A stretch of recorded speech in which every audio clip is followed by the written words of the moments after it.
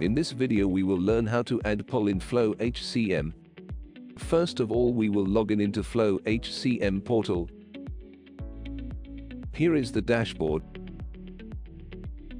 Click on the organization module on top navigation bar. Click on poll form. Click on add new poll button. Enter the poll title and define the date range to vote. Select the filter criteria to show the employee's poll to vote.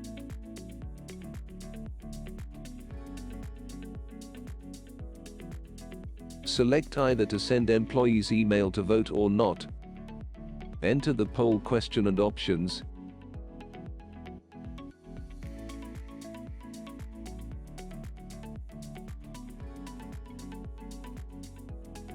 Options can be added by clicking on Add New Option.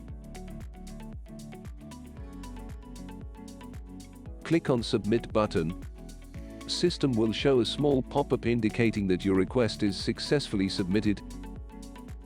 Repost button will update the votes on poll. The new policy will appear on the dashboard for selected employees meeting the criteria.